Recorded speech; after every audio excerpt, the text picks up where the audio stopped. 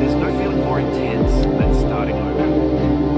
If you deleted your homework the day before it was due, as I have, or if you left your wallet at home, you have to go back after spending an hour in the car. If you won some money at the casino and then put all your winnings on red but it came up black.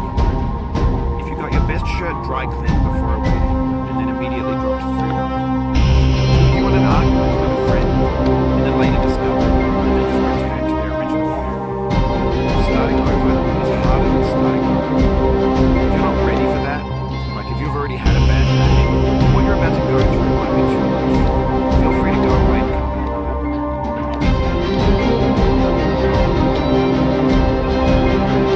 Alright, thanks for coming with me. I'll understand if you have to take a break at any point. Just find a safe place to stop and quit the game. Don't worry, I'll save your progress, always, even your mistakes. This game is a homage to a free game that came out in 2002 titled Sexy Hiking. The author of that game was Jazzuo, a mysterious Czech designer who was known at the time as the father of B games. And B games are rough assemblages of found objects. Designers slap them together very quickly and freely, and they're often too rough and unfriendly to gain much of a following. They're built more for the joy of building them than as polished products.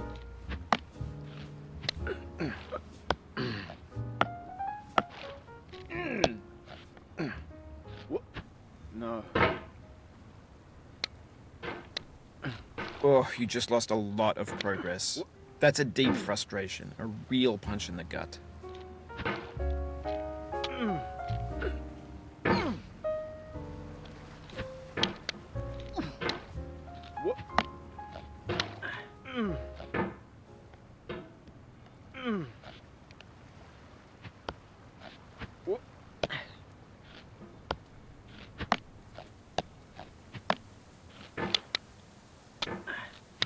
In a certain way, Sexy Hiking is the perfect embodiment of a B game.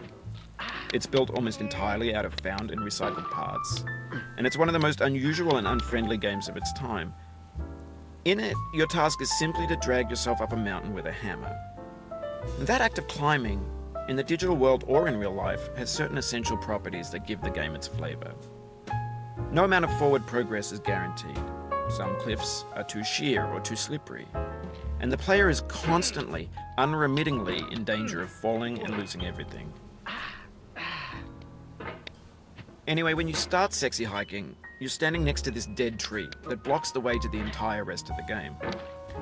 It might take you an hour to get over that tree, and a lot of people never got past it. You prod and you poke at it, exploring the limits of your reach and your strength, trying to find a way up and over. And there's a sense of truth in that lack of compromise. Most obstacles in video game worlds are fake. You can be completely confident in your ability to get through them once you have the correct method or the correct equipment or just by spending enough time.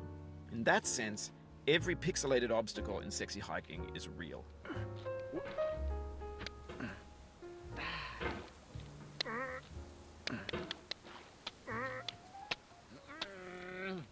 The obstacles in Sexy Hiking are unyielding, and that makes the game uniquely frustrating.